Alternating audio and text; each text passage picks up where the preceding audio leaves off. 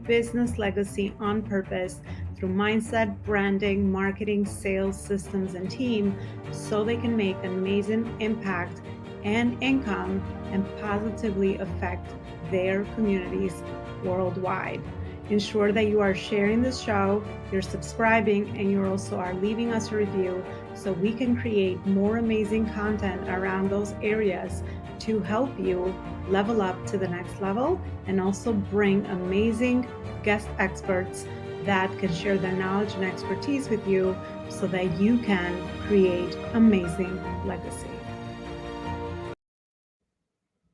All right, purpose-driven CEOs, welcome back to another show. I am back with you with another amazing show and another amazing guest. Every conversation here at the Life School, it's its own masterclass. We're always learning and growing, and that is one of the main values of the Life School. So thanks so much to those of you that are going to join me, and I want to welcome my guest today, Sir Darren Jacklin, and we're going to talk about how to transform obstacles into opportunities. It seems like every day we're living in a more uncertain world. So a lot of us are looking for ways to do just that, turn obstacles or perceived maybe economic challenges that we are all facing wherever we are based into opportunities, because I'm also a big believer that out of every challenge, of course, there is major opportunity. So as heart-driven entrepreneurs and business leaders, we're always interested in learning how to do that. Darren, thank you so much for joining me today. Grateful to be here. Grateful to be in service and make a difference. Absolutely. I love that. Where are you based? I'm based in beautiful Vancouver, British Columbia, Canada is where I call home. I travel a lot, so when I'm here, I'm in Vancouver. If not, I'm somewhere on the planet being in service and making a contribution to people's lives, which I love to do. There you go. It's truly global. I'm in New York, so I can't believe that we're getting to have this amazing conversation. I pinch myself every day with all these new channels that we're able to make a difference and share our message. So Darren, before we dive into the topic today and really access a lot of your amazing journey and expertise, from the little I know about you and all the big things that you're doing out there in the world, if you can tell me in your own words, some of the most meaningful moments that led you to the work that you're doing now. Yeah, great question. I've had a lot of adversities, failures, challenges, and setbacks in my life, and those have actually been blessings in disguise. I've turned those challenges and adversities into opportunities, and sometimes there were traumatic events in my life.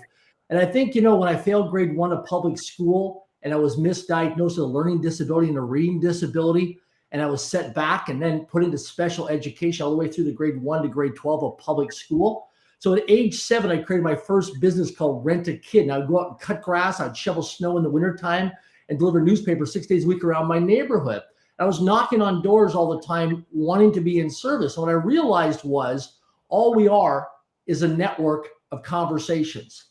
Anything that we really, really, really want in our lives is about having conversations with people. And sometimes it's strangers, because strangers have everything we want, everything we need, and everything we desire in our lives. So it's all about conversations. And the more conversations we have, the more possible opportunities that we can create and the more problems that we can solve for other people. And as a fair means of exchange, we can get paid financially for that. So I think, through my adversities and failures and challenges growing up, I was once homeless. I lived on the streets. I was on welfare for a couple months.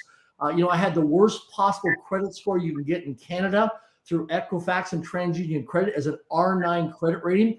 So I turned that credit score around into becoming a multimillionaire today. And so I don't say it to impress people. I use my financial wealth today to bless people through global philanthropy projects. So somebody who, barely passed public high school, misdiagnosed with a learning disability, reading disability, to someone who struggled in my 20s and 30s financially. I was a financial disaster, had no integrity in my life. And then in my 40s, I started to understand what integrity was, because I used to have no integrity. Then I went to selective integrity. Then I started to really restore my integrity and operate from a high level of integrity. Today, I have a lot of workability and a lot of flow in my life and a lot of abundance because of that. Well, truly a global leader and a servant, right? Because you mentioned service so often in kind of how you depicted your journey. And I am under the same, principle. I live by the same principle, I guess, in life, that when you are in service and when you start conversations, I love that you said that, because a conversation can be the opening to really nurturing and connecting with other people and building those beautiful relationships that could lead into so much more goodness in the world, for sure. Absolutely. Darren, something that stood out from your journey is your early ventures of entrepreneurship. Do you feel like that was just part of your DNA? Do you have entrepreneurs in your family? Because there's always this question around, are entrepreneurs born? Are we made?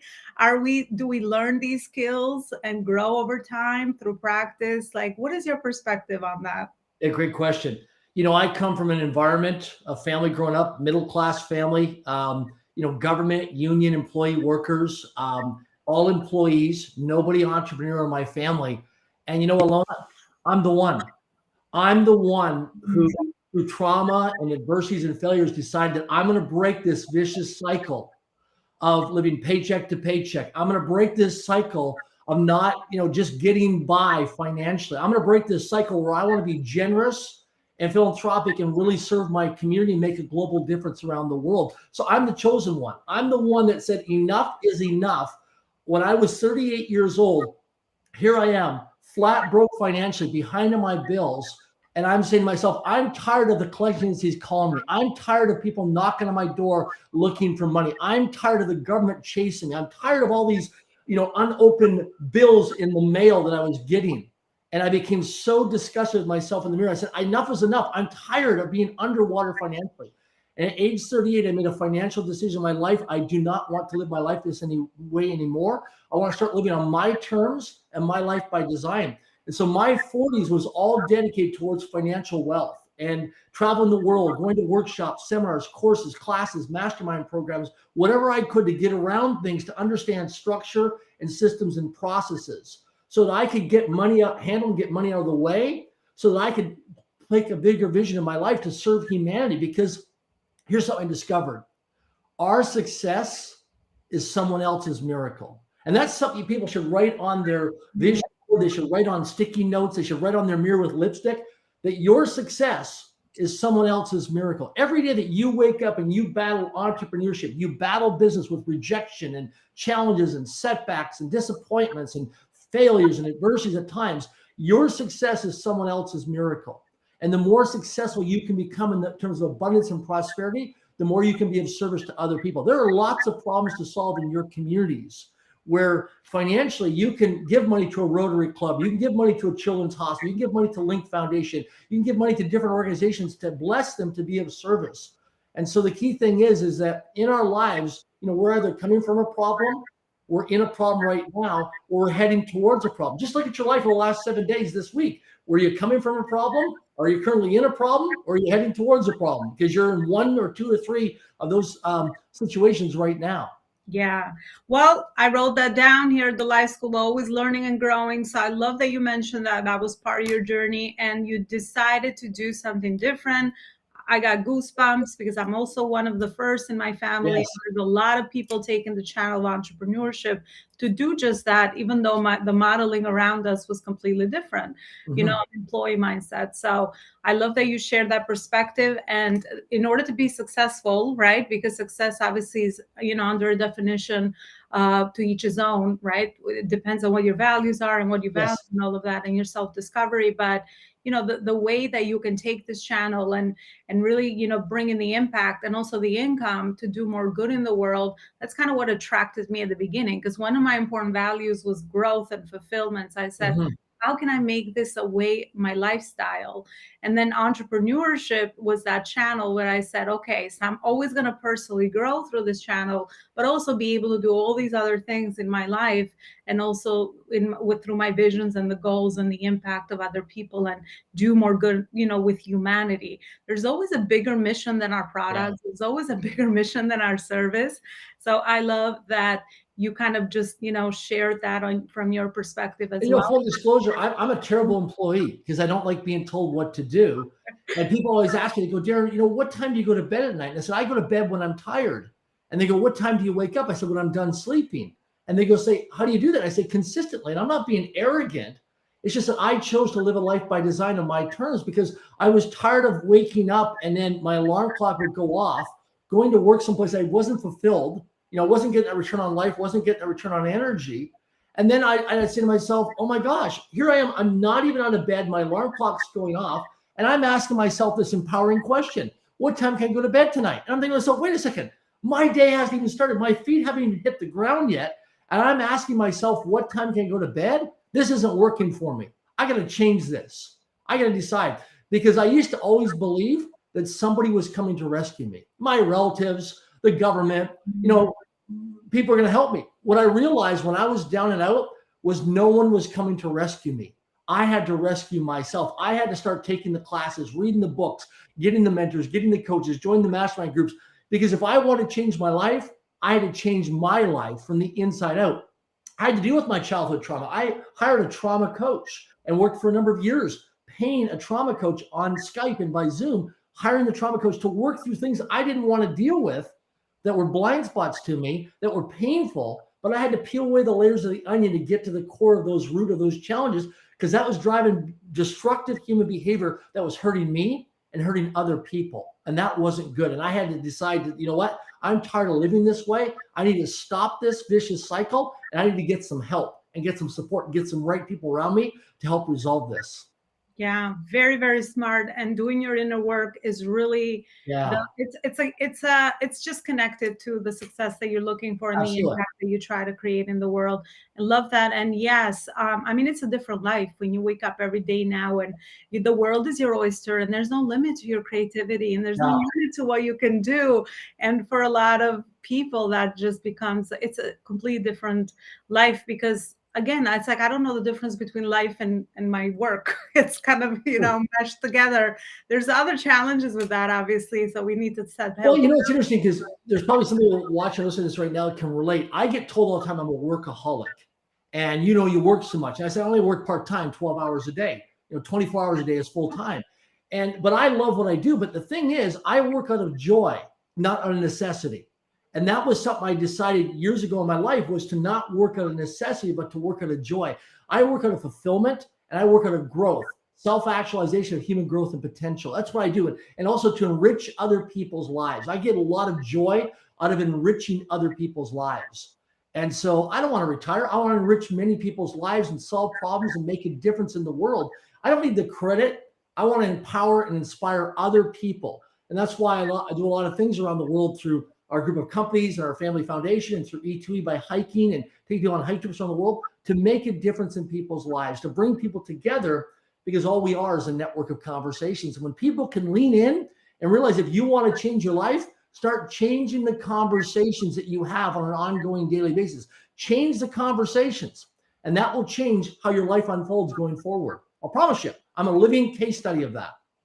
I love that. And even the definition, I mean, who decided 4-hour work week? There's a lot of theories been written, like 8-hour work week. I mean, again, it's marketing, right? If you are joyful with the work you do, and you're waking up every day fulfilled, happy, and making a difference and doing all of that, you learn how to set boundaries intuitively with yourself. So I think that's really a very wise thing to talk about. But yeah, I think the prior set expectations of what a work day should look like just no longer fits our lifestyles nowadays, right? With where we're going. So and today, we used to have, the internet was called www.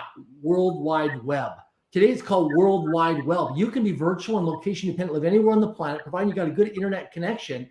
You can generate income from anywhere in the world. I work with some of the most impoverished people on the planet. We have an international family foundation called Link Foundation. We do a lot of work on the African continent. And I have people in remote villages who have a 6-year-old, 8-year-old cell phone, but can still access the internet, or have an old laptop computer, but still access the internet.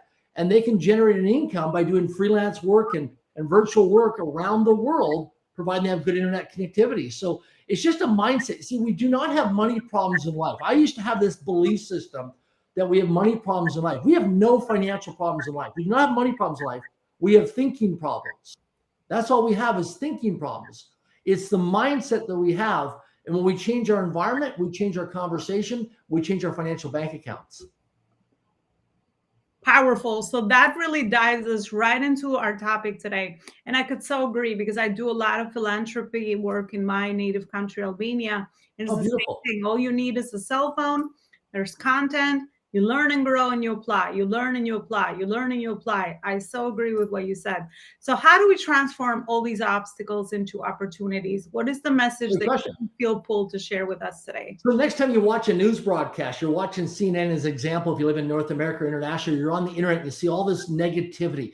Or you're in your office and you go on your lunch break and you're in the cafeteria, you're in the lunchroom, and you hear all the coworkers and colleagues complaining about things. Those are blessings in disguise, or crises can be turned into opportunities. Whenever you hear people talking about negative things, or the news media, whether it's on the internet or in print, are talking about negative things, those are problems, those are obstacles, those are actually opportunities in disguise. If you want to make a lot of money in the world, solve bigger problems, level up, skill up, play a bigger game in your life. And so the key thing is how you transform obstacles into opportunities, or you transform obstacles into cash flow, is by solving problems. So I'll give you an example. I'm involved in a bunch of acquisitions right now in the accounting industry, the CPA industry. Okay. In the United States of America right now, the average CPA, chartered professional accountant, is 61 years of age. They are a baby boomer. Between now and the year 2030, the data shows that over 100,000 licensed CPAs across the United States of America are going to retire as a baby boomer. They need an exit strategy. They need an off ramp. So myself being an entrepreneur, I see an opportunity. I've got a couple partners of mine that we have different skill sets and different strengths and skills. What we're doing now is we're acquiring CPA firms. We roll them up into one parent company, and in 3 to 5 years, we'll exit to one of the big four accounting firms.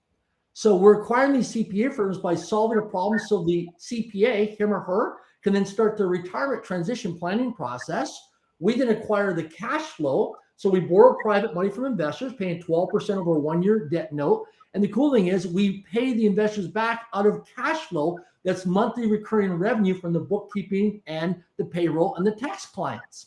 So we're not even using our own money. We're using OPM, other people's money.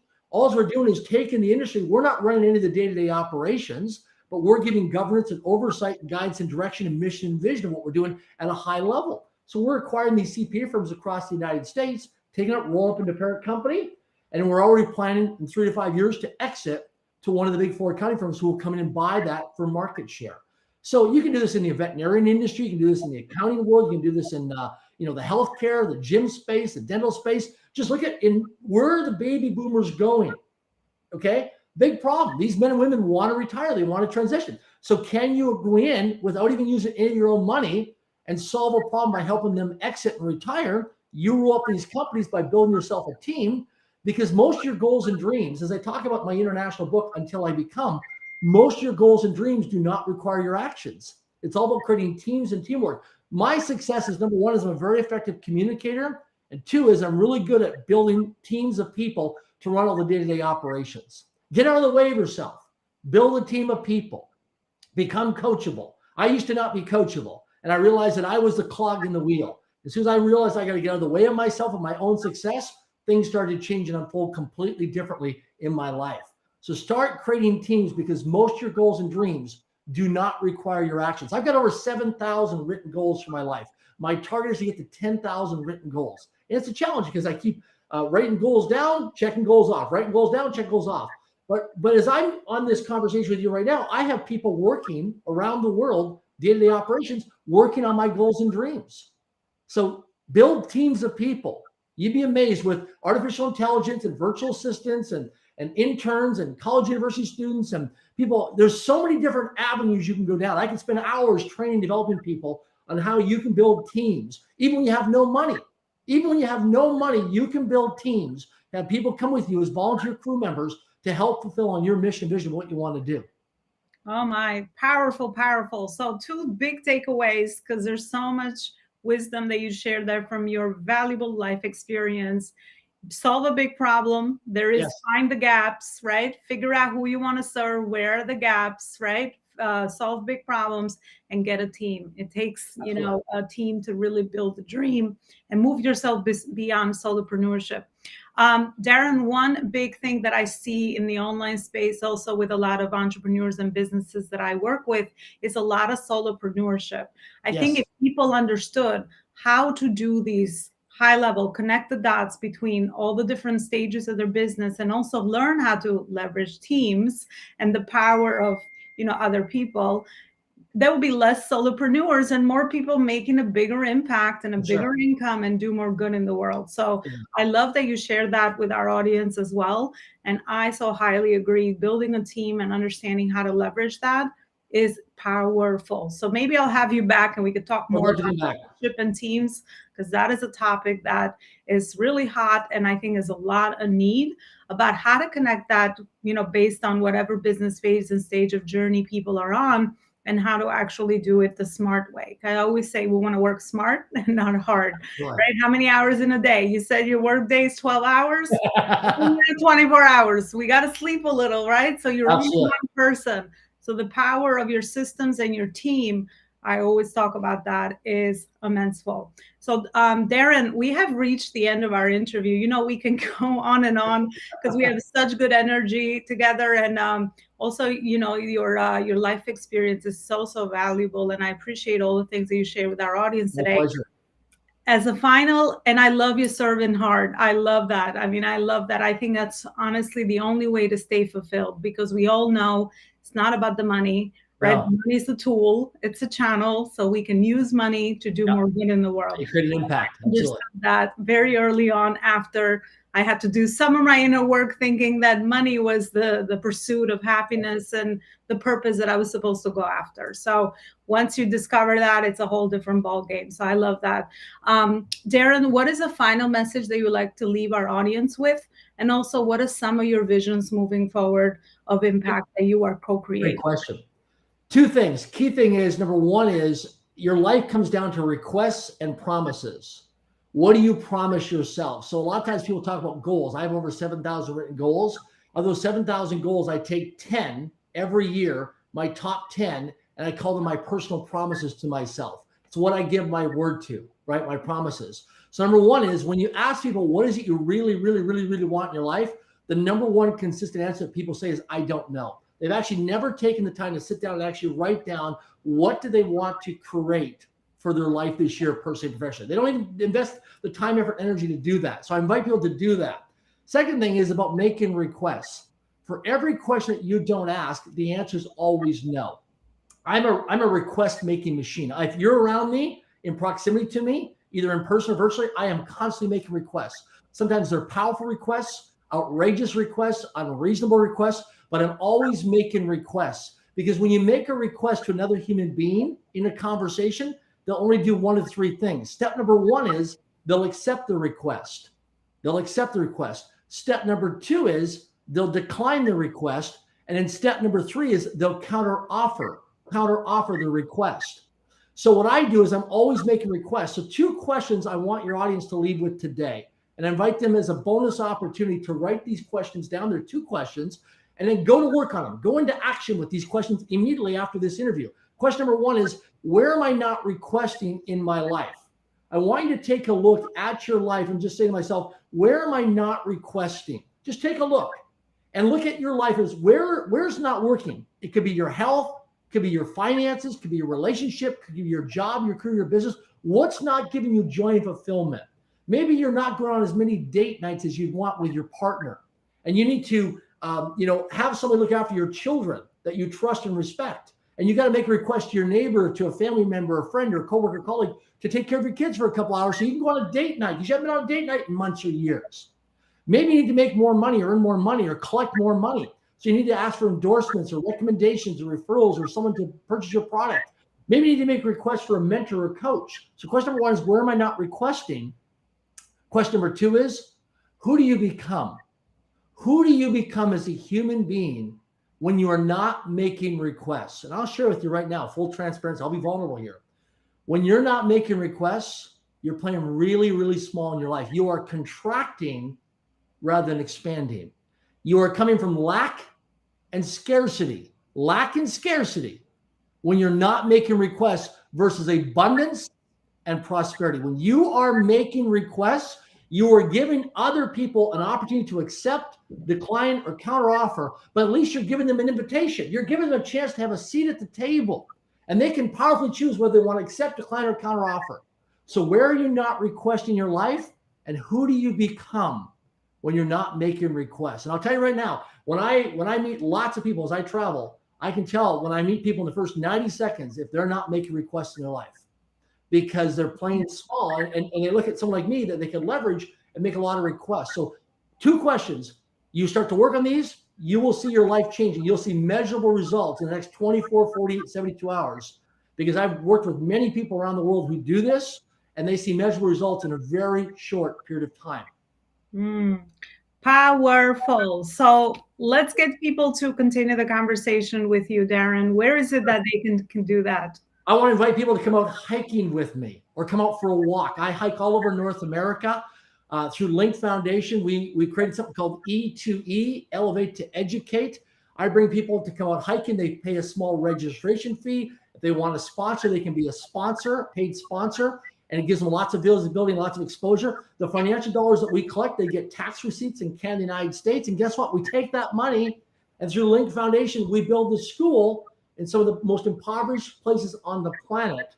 So you're not just come out for a hike with me to collaborate and spend a day with me. We're creating a tangible project that you get a chance to follow through social media, and we get a chance to alleviate children from poverty, human and child sex trafficking, organ harvesting, bringing clean drinking water, provide education, and make a difference. So you can go to hikingfundraiser.com, hikingfundraiser.com. Bring yourself out, your family, your children. If you got teens that work with you, bring them out at hikingfundraiser.com. Let's build schools together. Let's solve the problem of children growing up that are being human and child sex trafficked today. And let's slow down the enemy by educating children so little boys and little girls don't need to be sold for $1 US in some of these countries, which I've witnessed firsthand.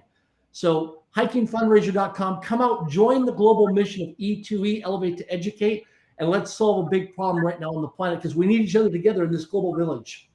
Wow, beautiful. Well, Hiking with the Cause, I'll definitely go check out that cause. And Absolutely. I encourage everyone that's listening to this show and interview to do the same. Darren, thank you so much. We have reached My the end of pleasure. our show. My I love pleasure. your energy. Keep doing amazing work. And definitely we will connect for more collaboration to see how we can unite.